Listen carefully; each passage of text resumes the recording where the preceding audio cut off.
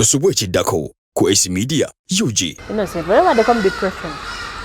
Abantu omuntu okugamba nti tabira nko mu depression. Abantu bagitegeera ayinza okuba nga akulimbe. However much to experiencing mu ngeri ez'enjawulo. Okay. Yeah. But what do you think was the cause? Yakuleeta okubeera mu depression. Nze yange yali ya mukwano. Tell us that. Yali ya mukwano. Emabega naye ebyabakazi ebyawala naye nasooka nembyesonyiwa. Yeah. So naye nakamufuna ngamba naye kiswaza okubeera nga tolina girlfriend kati ntandika okwa girlfriend. Let me have a girlfriend. Yes. Nga ninnya 180 ng'emmotoka ewanyuka bitya natomera olutomera.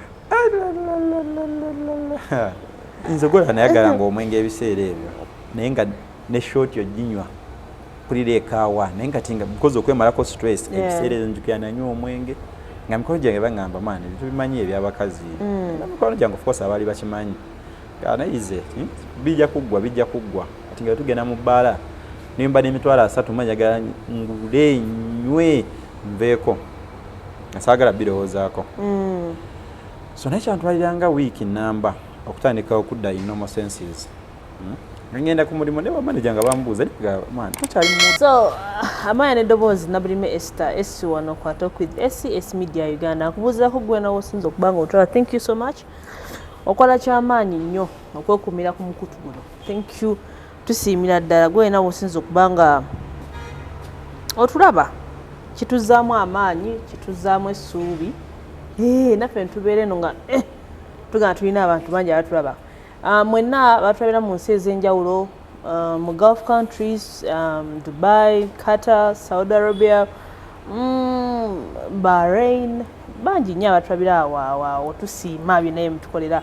Ate era bwe tuvaayo eyo ne tugendako eno saidi abatulabira wano wane Rwanda, abatulabira South Africa, abatulabira Romania, abatulabira UK, abatulabira mu America, abatulabira mu Canada, mu UK, Italy, France.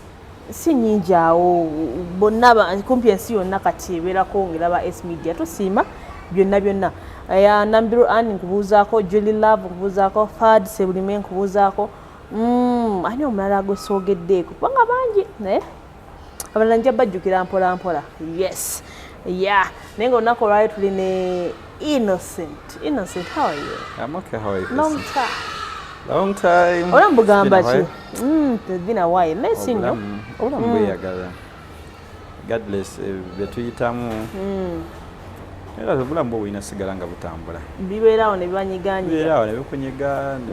Ofunayo muno n'akugumya ne mbiyitamu mpola. Nolabirawo nga n'akugumya naga tufaayo bijja kutereera. Mpola. Tugenderaawo. Ebisibo bibyo biwedde so. Suubira birungi byereere. Tutya tujja kuyitawo awo nnyo misinde nnyo tujja kuyitawo awo tugende tukiveeko naye nga bitambula bitya eyo Innocent? Ebibadde byangu tubadde wawo mu kisiibo maye waliwo kisiibo nga akasiibo ebyo ebibiri simayi yabitegeka okubanga byegobere oba sometimes bijja naye ndowooza si ekisingako kimale kiggwe tandika okuddamu okukwata ku ssente paka kuwulira bwe paka December kisingawo nga kiwedde bwe muba nga mukyakirimu ate nga kibulako ennaku mmeka alakona ekyo banagenda ogirabira nga twakivaako dda naye oza wabula ennaku mmeka mpulira enkyayidi mungala kuddamu nfune ku ssente kati mmanyi obuzibu bwe buli zizze kyatumanyi kati zizze era guno omwezi gunaggwerako mmanyi obuzibu bwe buli naye muterekayo ku ssente naye waliwo oluusi embeera lwejja nga ne saving toyina okoze eki era yensi etuyisa si kyekimu olwo oba savings nofuna ekizibu n'ozikozesa bwotyo naye ngaera muntu yenna wobeera mu business okwewola amabanja tegabulamu so obeera mu business ebbanja ddyo kizibu okulyewala obeerayo amabanja obeerayo biki rent ezo bwe bityo naye nga mpola nebigaana tujja kutambulira awo tewali nnyo bintu byakutya tambulira awo era anyway tambulira awo era nga weeri nkola yaffe leero tugenda kuba ne Innocent era nga ligenda kuba twogera ku depression. Innocent, depression is real. Mwenga kawa twajogerako nyonyo ntagisensula bulungi. Ne innocent depression is real. Nnyo n'amaanyi. Nnyo n'amaanyi. Depression biwamu kati weeri. Mu mirimu. Mu love, mu relationship. Ate kati eyo kiyitirira. Relationship kyayitiridde. Kyayitiridde naye. Ekisooka omuntu kyalina okumala ku depression nti terina myaka. Oba oli muto. Oba oli myaka 2, oba oli mukadde, oba oli minisita, kyonna kyoli yo wejjira ebezze. Then abantu abamu tebategeera ki depression kyekiri ekyaddala. Ndowooza mu like okukyanguya eri abalabi baffe, depression is okubeera mu mbeera ng'owulira ekunyigiriza to the extreme end. Okay. Eyinza okuba nga ali mu business maybe tetambula bulungi, ali mu mukwano guganye, mabanja ngaago, competition. Yes, ng'owulira like obulamu bwo tebuli mu mbeera eya bulijjo.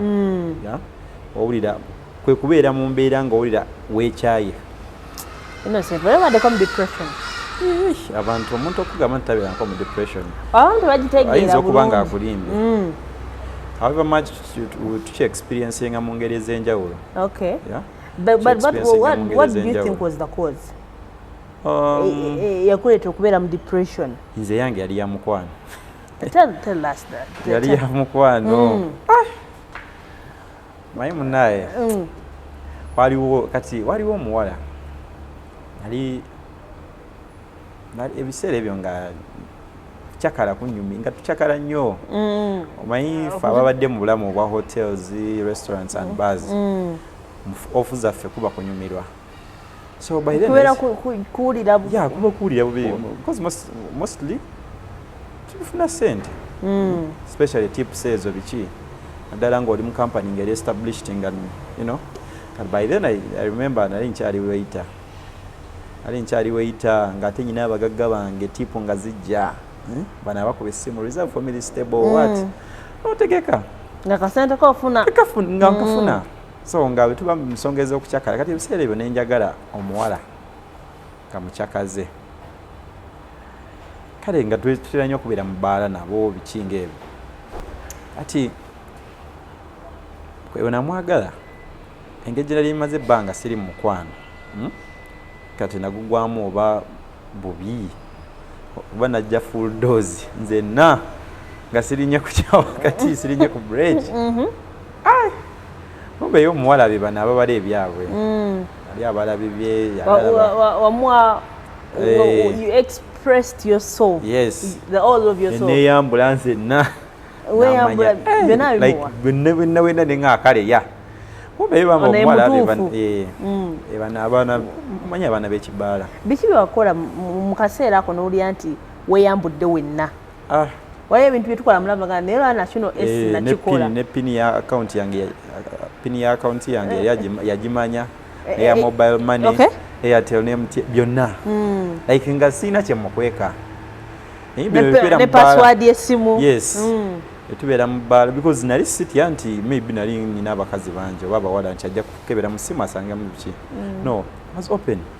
Kane simu bino tubeere mu bbaala yakuba ebifaananyi abeera nayo olusinga bino bye tuvaako ng'olusi ovaako nga tasuze wange ng'agenze maybe ewuwe ng'agenda nayo naye ng'enkyanga agisindika ku makya ng'ejja ng'agireeta.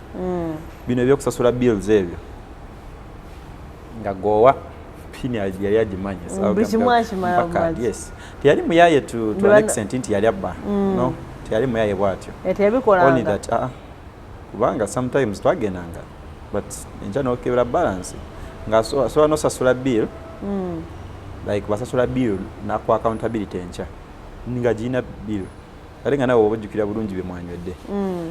So in so doing kati awo mukwano nga manyi omukwano gunyuma gutandika banna yalina visa card byonna nga biina so maaso awo kati omukwano gutambudde normally nze sinafuna side eri endala embi eyiye naye nga nze mulaba she's a normal girl beautiful what myaka gyange tuli awo mulaba naye yalina omwana ye yazaalayo omwana naye nga yakiŋŋamba so eventually kubisa mu bwangu tutuuka kati like nkiyingiddemu nnyo kyadda mabega kyakutwadde ebbanga mmeka okurealizing nti you're deeply in love wali wayiseewo ebbanga yeah mwakwata like 1 year plus yuwala like month twali myezi kati bwe nakizuulira omuwala yali ayagala ssente naye kati nze yali anjagala like nga bw'oyinza okwagala omuntu nga bw'omanyi nti abawala babeera ne maybe sugar daddy then nga alinayo omuvubuka ye gwayagala ku mutima naye ng'oli agendayo maybe lwa ssente oba buyambi so yali akwagala kati nze nakimanya luvannyuma naye kati nga nze ndaba tweyagala normally kati eventually awo emboozi weekyukira webyonoonekera nga mazo kati nenfa waliyo omusajja mukulukulu kale mukulu sina mukulukulu naye nga amukozesa nga naye akozesa girlfriend o naye nga ndoza amwagalako benefits so lumu yali bidiyo y'omuwala nga netegeka kosi nalina mukasente kange awo kekivubuka sigala nalina millions of money kati nga nali ndi ku shifting nemugamba manyi tujja kujja I'll come with my boys n'emikono gyange benasangayo kati ne bagenda she wanted some money nemuwako nemugamba endala nja kujja nazo kati ne bagenda kola olunaku mu kutuukayo gayi ngajja kati nga ndinaki ndina oyo omuwala kati tutuuka ekiseera nga twagala kyusa ebbaala tugende mu ndala kati nampa baaga ye like kabaga nenkakwata kumbe n'oyo gayi sugar daddy mwali mu bbaala so gayi mba nfuluma ngenda okulya gayi ankwatako ngamba eyo baaga ogitwalawo nga baaga ngitwalawo mbuuza ngaani naga nkubuuza naye nze amanyi lwaki kubanga ya muwala wange ya mukazi ya girlfriend wange nga naye kyoyogerako kituufu oba bya ttamiiro musajja naŋŋamba I'm telling you ebyo byonna ebyokunywa ebibadde awo byonna gye batandikidde sponsored by me nzinze ataddemu ssente kati ŋŋamba ogitwalawa mukwano gwo nga kirimuga no ya girlfriend wange nawe tewatya kati ngenze nga ndowooza maybe byakusaaga ali mu bibye fulangulaba omukwano weeguli gayi n'afuuka serious nno ate yalina erinnya immediate nagaba bouncer ali known nagaba bouncer tagaza n'afuluma with that bag sifuluma na bag nembuza bouncer kati ne bouncer nange yali amanyi of course tuli mu industry yemu nali nkozeeko naye nanga man kantu ako kawala ako kake fe tumanyi nga akake so simanyi byammwe so aba alemeddeko gwe kirinda leave the bag behind then mujja kwesotinga oluvannyuma tugenda kati nemwalekeka so ketumufune omuwala tumudize baaga ye nga fenna weetuli naye nga pressure rate ezaalinnyo edda kati mpulira naye nga kale twala baaga naye netunoonya omuwala nga taliiwo kati ye omuwala bwe yatulaba nga tuli fenna n'amaya kaweddemu yaddugala nze kumundeke sibi tusanga mukwano gwe omu yali mukwano gwe mikwano gye nemubuuza naye that very day tukyali mu bbaala nno oli oza muwe baaga muga sijja kuwa baaga nyina giwa nyini yo kuba yagimpadde now mbuuza omu ku mikwano gye omugamba naye kino nga temukiŋŋambangako nanga munaye nze nalaba sayagala biyingiramu of course one yandowoozeza nti maybe nkwegwanyiza oba nkwegomba oba ki so nasalawo neŋŋaaka nsirike paka olunaku lwelutulunatuuka maybe wono byesangira omaire omuntu okubeera mukwano najja nayogera bubi ku muntu gw'oyagala kiba kibi but actually not only them nange kiba kizibu nnyo kati my friend especially nga kati ngambe afone your girlfriend engeza oba Douglas yes it's different so what happened naye nga bwenkugambye bweba motoka nalinga mu 18 emabegaawo nalinga ebyabakazi ebyawala naye nasooka nembyesonyiwa so naye nakamufuna nga ngamba naye kiswaza okubeera nga tolina girlfriend kati ntandika okwagala yes nga ninnya 18 ng'emmotoka ewanyuka bitya natomera olutomera that night tukyali wano mukwano gagambye awangambye kati awo nempulira nga agagala kumpitamu naye neŋŋamba oli musajja oli mu bbaala guma.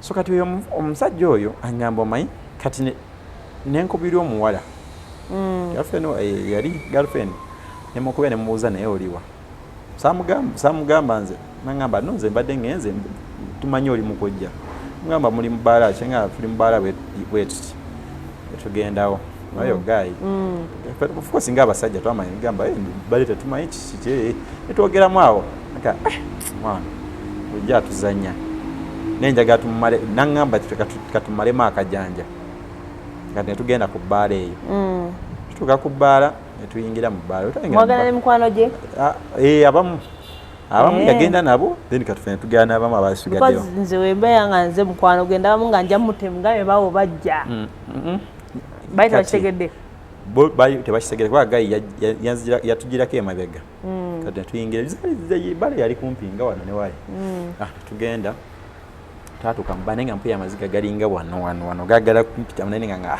oli mu bawala oli mu bantu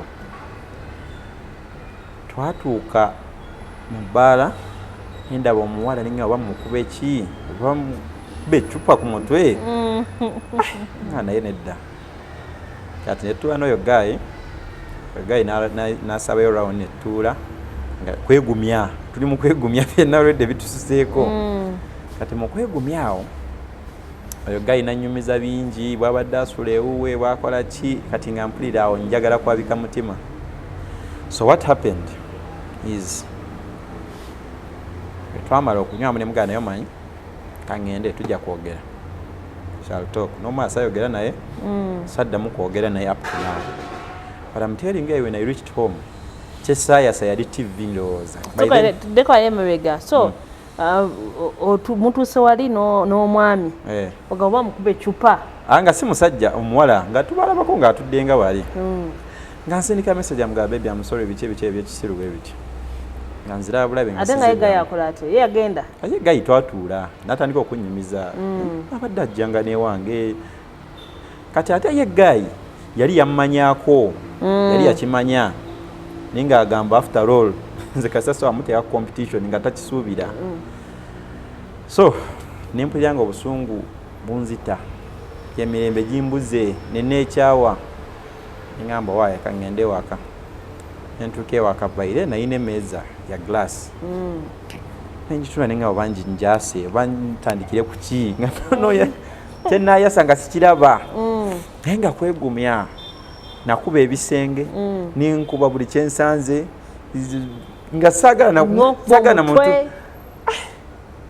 nga nekuba ku mutwe namalanga wiiki naye nga seetegeera akubira naye teyakubira yasindikanga messages ngakuba naye nga sikwata teyajjawo waka azinga omanyi nombadde mu relationship yali amanyi kati siina nagendayo ndowooza yakirowooza mutima gwe nagamba omwana ayinza okunkola ekibi so week number oliawo sibitegeera nga ngenda ku mulimu yemmere ng'olyako ate appetite oba oyina appetite oba toyina antwagala omuntu omulamu appetite oba toyina ogezaako nayagalanga nnyo akasolo k'eggwanga naye nga ne bwenfuna ka kiro ne kabaka half sikamalaawo ne bakagamba nti kabudali kwakuna matata nayagalanga omwenge ebiseera ebyo naye nga ne short oginywa mpulira ekaawa naye nga tinga because okwemalako stress ebiseera ezo njukira nanywa omwenge nga mikono gyange baŋŋamba maani tubimanyi ebyabakazi mikono gyange of course abaali bakimanyi nayize bijja kuggwa ati nga tugenda mu bbaala nimba n'emitwalo 3 manjagala ngule nywe nveeko nasaagala birowoozaako so naye kyantwaliranga wiiki namba okutandika okudda in normal senses ngenda ku mulimu ne bamanager nga bambuuza man tokyali mu muddu yo ne ba client of course nga bakirana naye ayoke naye bali tebakimanyi nti yali issue naye kati mikwano gyange abamu nga bakimanyi nange kenyini so I went through a lot okuva olwo by the way siddangamu kwagala muntu in the way I did ate ndowooza it affected me a lot kubanga sometimes ndaba ebintu nga Why? Abaganda bagamba omusota gukuluma oba asima oba n'omugwa ogutya babityo. Omusota gukuluma So buli eyalumwa ku musota ne walaba omugwa yekanga. So since ever then nafuna obuzibu bw'amaanyi nnyo. Tulaba ali mu mbeera erito kyalya emirimu giganya okutambula. My depression, we are trying to bring out the picture to the viewers. Yes. Bamanye ebintu bino etwogerako. Depression ekutuusa wa biki kakati ebintu ebyo byokola biki ebyaku. What did you lose? You lose a lot, of course. Ngabe kugambye I started overspending in bars. Ekintu kyokka ekyakisobola okunzikakkanya the moment gwali mwenge. Yeah. Nga wembeera sober nga ne ku mulimu because by then I was in hotels. Nenga by then nga ne ku mulimu mba mpulira njagala kuya sagala kuba in my normal senses because whenever I was sober nga kyekijja mu tandika okugamba ne mwana no ngekyo mwana munankola bwe those moments mpulira nga those moments nga kukyalidde waka byo kati nenga kanfune mu short n'onywamu awo ng'oluva ku mulimu bwe nti buli bbaala wensanga omwenge bwewo ntandikirawo sibuuza of course otuuka n'ekiseera ng'oluzinze you lose weight.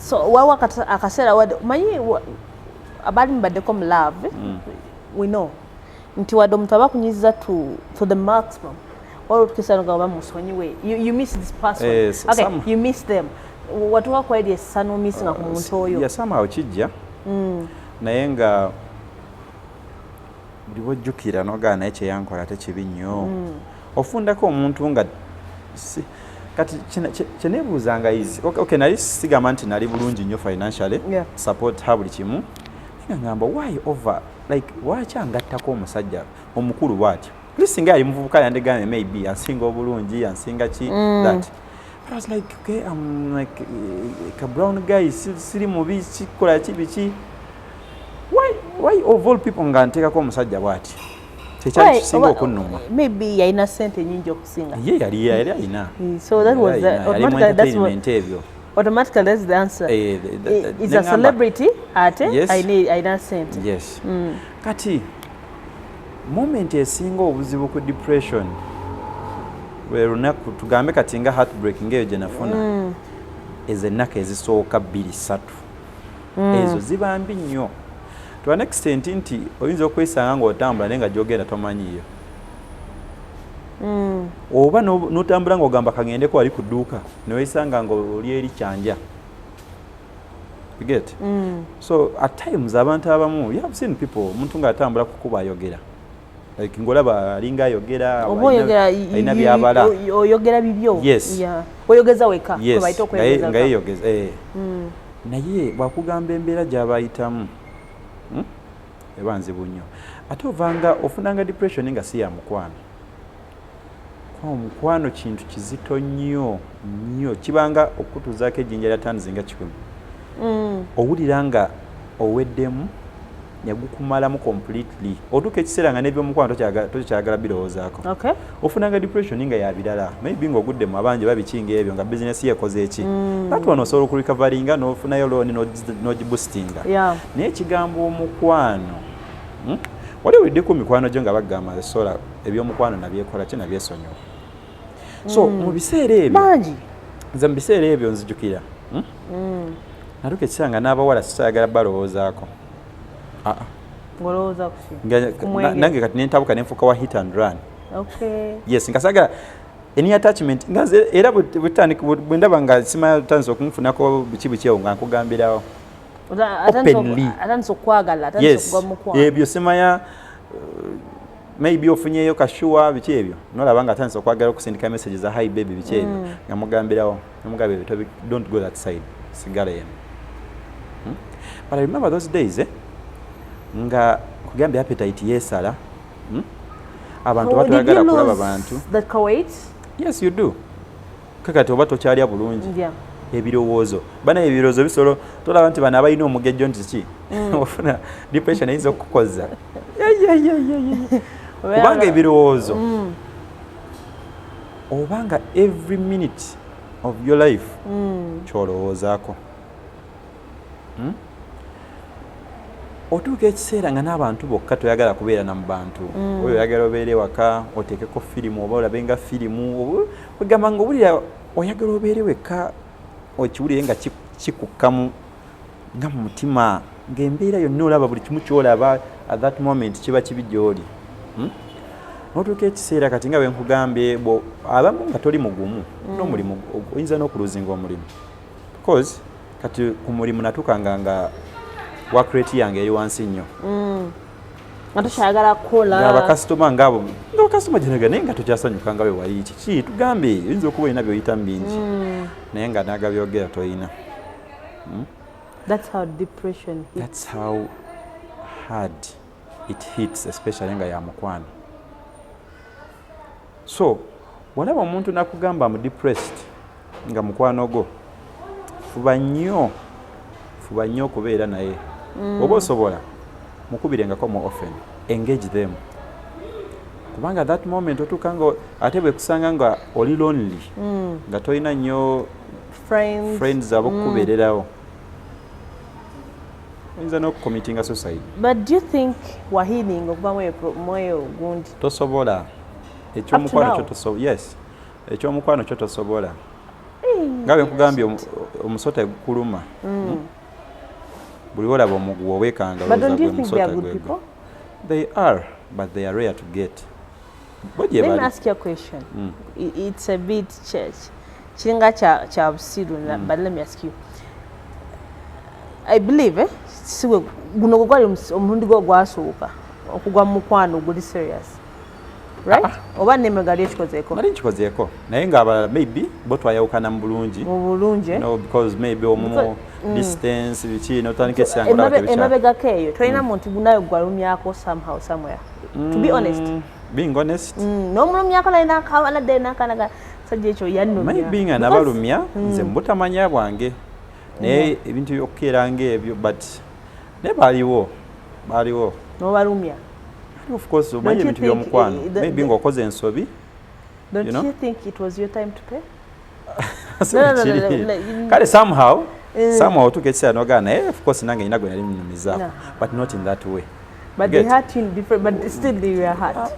Ekyange kyasooka waliwo ekisukka but okay kati nga bw'oyogedde of course waliwo ensobi ze tukola especially nga tuli mu mukwano ne tulumya partners baffe naye nga olusi wadde tokigenderedde it just came accidentally. So emabegako era of course nga omuntu yenna abadde mu love of course waliwo bohola benalumya abamu nga banjagala naye nga zisimwagala. You know what it means. Omuwala nga najja naku-approachinga oba goloza just it will work out but it doesn't work out. Somehow ogenda okumulaba embeera ze nga it won't work out for you. You quit. Kati awo n'omuleka in suspense. Kiruma. Ate ekintu ekiruma ennyo abawala is omanyi these days omuwala asobola oku-approachinga because kati twafuna zi WhatsApp social media bikyasobola okusindika message nagamba but you know what I have a crush on you. Really? Yes. Abaana ebintu ebabikolera ddala nnyo n'amaanyi. Yes, nawe tongamba nti tokimanyi. Someone can even call you. Nakulaga red flags zonna, signals zonna.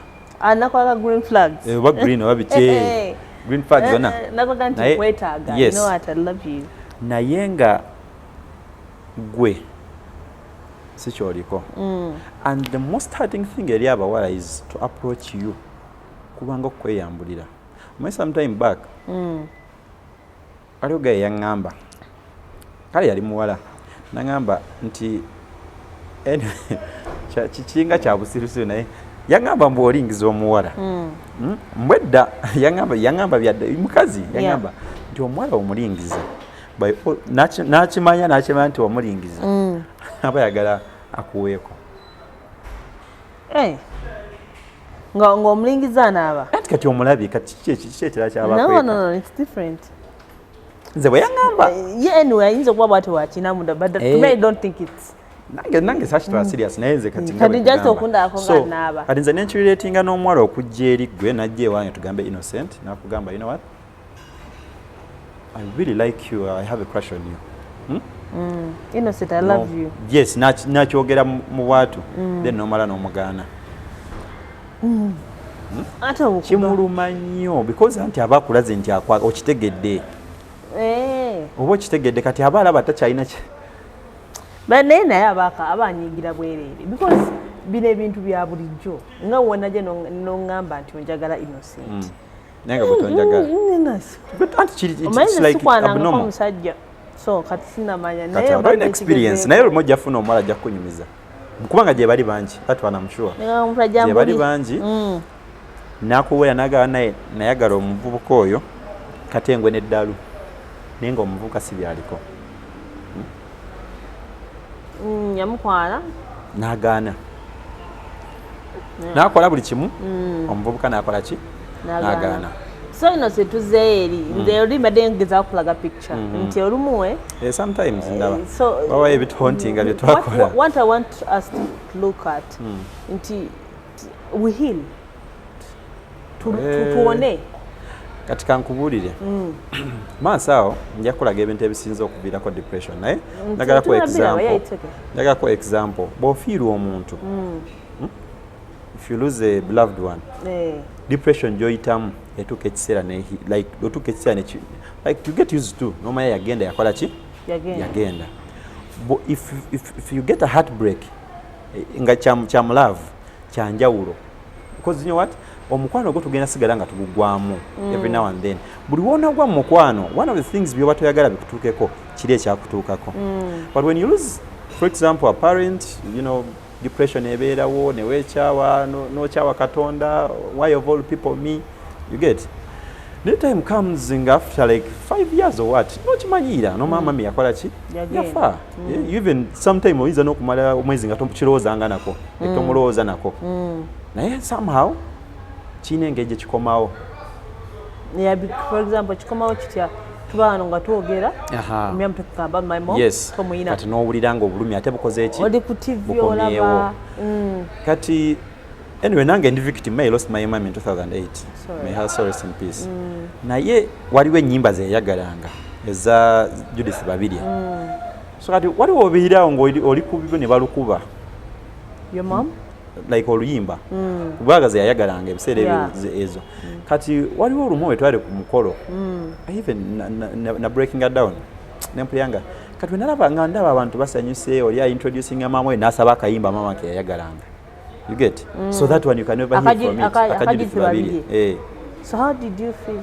of course owuliranga ofuna flashback sawa nojjukiramu noga kale nange singo wange waali oba like that so you can never heal from it omukwano you can never heal from it waliwo ebintu byonga yo ekyo kyo like losing especially your mom ekitonde ekigawo mama neoba oyogera kuba tosobola kubeera n'abantu the whole day nga tebakyogeddeko there's a lot you see n'owulira omwana nga agambe man kangende ndabeko ku maama wange mu kyalo mama wange yankoledde kino n'owulira that one ekyo tosobola you can't era bakulimba olina kulimba it hits different depressions endala bino simanya mirimu ebyo I have lost a job ebyo ufuna omulimu enkya that one you can heal from it yes you heal no nekiva nawo oyinza okufuna omulimu ogusinga gwobaddeko that one is gone so waliwo moments zetuyitamu kati ngeze ebbiri zenkwadde nga example ezo eddala ey'omukwano neya beloved one it could be your brother, it could be your mom, it could be your dad, or your judge, or who. What about Bantunga? They have been raised by their grandparents. The moment you lose that old lady,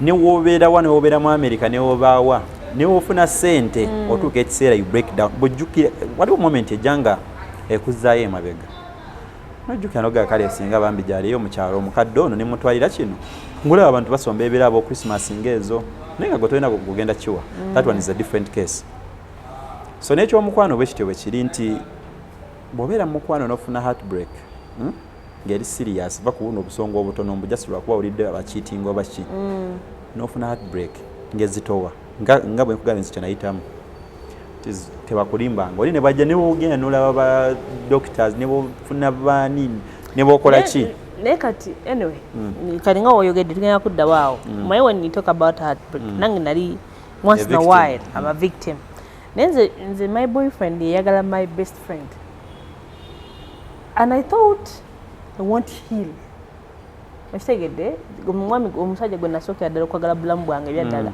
yagala my friend real close friend of yours? Yeah, my friend. Nsijja ka close friend naye nga olaya nga chali. Nga muli musako yemu. Yes, namwagala. Wena okwali badenga ogenda okugera n'omwala.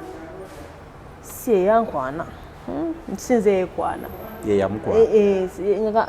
No, omwala ngagamba nange ndi muwala sinze yekwana omusajja we yajja n'akola ki. You know, but what I'm trying to tell you is I healed. Kale bisija bonna I see them actually they don't together anymore olia wasa mnala olia alewa so nanke nyini ne wajja kati nakomawo sigaba na bad life no is living a very good life nga ex wange bulambo butambula bulungi akola bulungi buchimu kitambula ali successful but I can't get back to him I healed naye nchera nenchivako era nchanga nakudda mu relationship ndala bwobo yogera amazima anyway simanyi yinza okubanga bwenti wenchogera naye nga it hits different to different people naye nga kyenkugambye kati nga story yange bwogiwulidde bw'ofuna omuntu eyayita in the same scenario gye nalimu kyenkugamba kyagenda okugamba naddala nga mulenzi you get because nze nga bwenkugambye I had given it all nze nga nsazeewo mbeere naye nga bwali bwatyo because naye ndaba lifestyle ye tufiitinga ate nga bwekugambye kiyinga omuntu okubanga amaze ebbanga tafuna mmere ennungi lwagiguddeko abayagala agirye so I had taken some time ebyomukwano mbyesonywemu ndi mu byahaso byange tebitambudde bulungi yes kati then neŋŋamba kanzireyo naawe mukuddayo awo nafuna obuzibu nze ng'omuntu it affected me a lot especially mu nsonga z'omukwano natuka ekiseera nga egende bwebumu omuwala mukwana naye nga nyinawe enkoma sisukkawo manyi what will happen because in my mind kyekyanzijiranga niga bwebiddamu ate biri togenda eyo just komaawo even some ladies would ask me nagamba hey as if you don't feel me as if what abola nga bwebogera nakugamba probably you're in bed or you're home takoze nagana you know what there's something that seems to be wrong waliwo ekitagatta what could be the issue obeera n'olabanga ebirozi biri wala ngalaba things are different wali but as if you're not feeling her presence botyo because natuka ekiseera nga saagala kuddayo mu ebyo bye nalimu and ofundako kati ankubulire ekintu ekikutuukako kati by then kuba wayiseewo emyaka kyenali si kyendi olwaleero like apparently I have my businesses I'm running there's so many things I'm doing kati bwekituukamu buno obudde it affects you mu ngeri endala ne business ziyinza okuyimirira kuba waliwo business nga gwazitambuza ng'omuntu you get so wofuna obuzibu butyo that's what natuka ekiseera nga okutya kwenyina mu mutima kw'ensonga z'omukwano kungi nnyo there even ladies have failed to be in love with nga balungi background zaabwe nnungi because I know myself nengamba nja mwononera obudde just stops there mwana asigalawo nga agamba what did I do wrong twinga abatandise okudatinga eventually the guys asindika messages ziddamu ankubira. When you talk about that, I get you. Noberao, just according to experience, noberao ngomuntu omulabi ayaka. Nomutanka bulungi okwogera. Actually, notanka nokuzoba kalugenda mwaga. Yes. But sometimes, so often you know, but taina chakoze, but you feel like kamuleke. Or you have that fear. Yeah. Ate naddala kati chiva eri side nsenze ndowooza we kiva because natuka ekiseera nze waliwo omuwala gwe nayononera obudde but I apologize to her and now we are good friends naye yali mukwano namala naye obudde. Now what happened is natuka ekiseera neŋŋamba naye and by then and by then nze naye ntandise okulowooza ku biseera by'omu maaso nga ndaba no by'omukwano kati kansooke nkole ki mise ebbali kanfate future kanoonye ssente. I know with money, if you have money, one I'm a guy who doesn't look that ugly. Manyi when I'm funye sente zange, ladies will come to me. Njafuna omutuufu. She was a very beautiful lady. Kana ne mukono janga mba mwegomba. Now me one day ne mugana naye nyina kyenjaga kugamba. I know it hits hard but chiwirize. I remember you see right now nyina byembala bingi. Ebitansobozesa kuwa budde na mukwano gwe weetaaga my presence wonjagalidde ki nyinza obutabisobola for now. I'm going to take a further step. I'm going somewhere else. But if God allows nga bwanaba kyagadde in future we shall meet tujja kuddamu tutandike ebyo twakoma. Those were my words. You know what it means. Omwana n'agamba no, there is no way you can do such a thing to me. Nga newo ebamanyi abamanyi mikwano gye bamanyi basisita be bamanyi ne mugamba ebintu ebyo nange natuuka essaawa ne mpulira nga nja kuba nali mwagala but because ne ngamba okyalina mukiri kansooke mbireke let me first run after money when nazikwatira when nazisanga I live a good life, I do my setups nfuna omuwala bwe zinaazibuze Mungu yamanyi because into zino bwe zinaazibuze Mungu yamanyi Mungu yalina entegekeeyo naye kyemmanyi nga tizakubula tujja gezaako by all means yes. So bwe namugamba ebigambo ebyo even up to now akyabisaitinga nga bwe nabyogera ngamba up to now tafunanga boyfriend naye kati ayinza kuba akyakulinze maybe semanyi kasa naye wooli bw'abanga wange Katonda gwe yantegekera kamusanga up to now ebigambo ebyo akyabijjukira up to now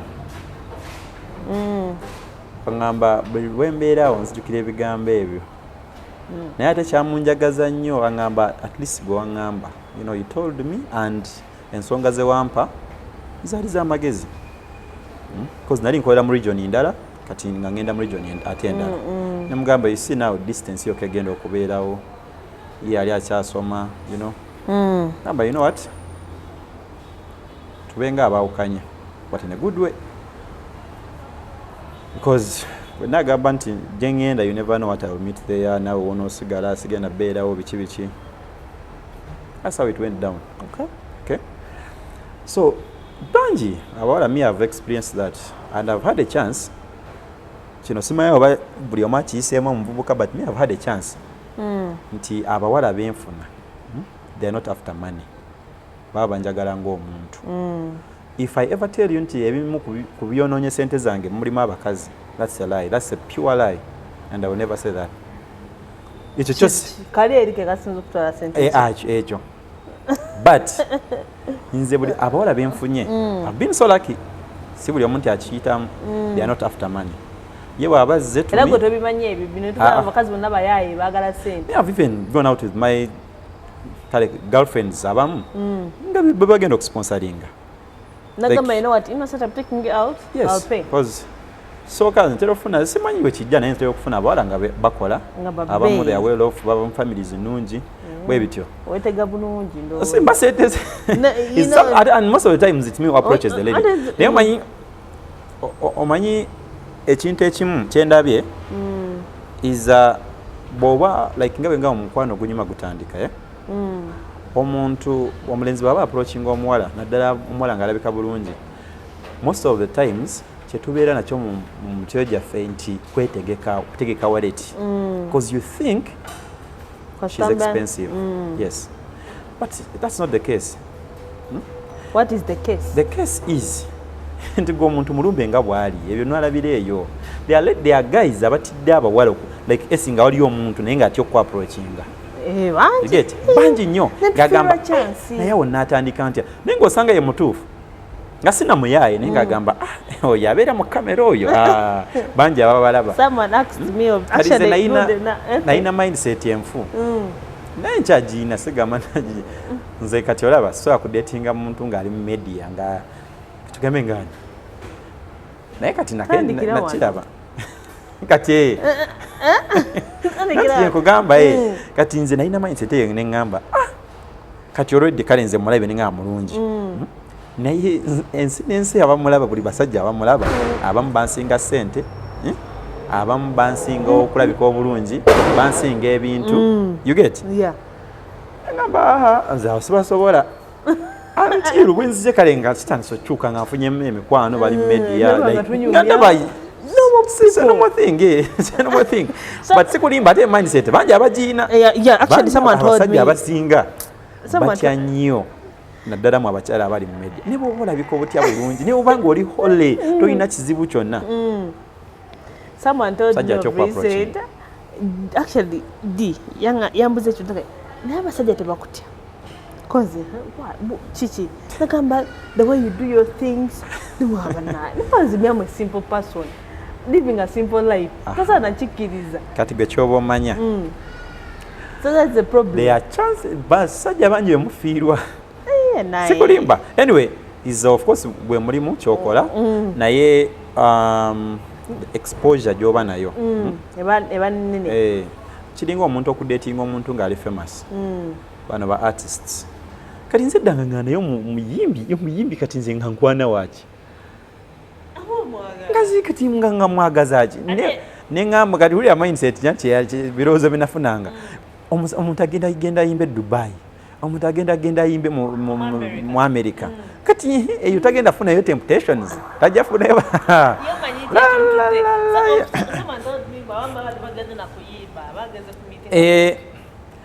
kati ati ntandika waliwo abayimbi bemmanyi nga mikwano gyange yes kati ng'oluusi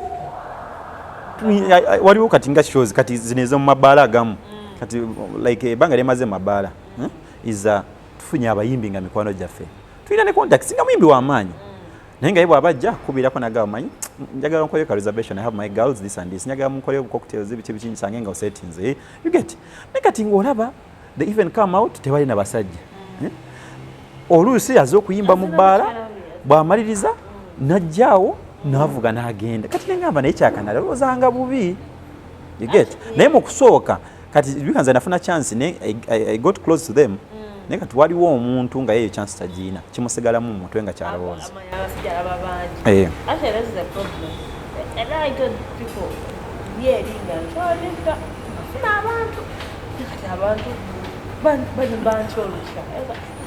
sikulimba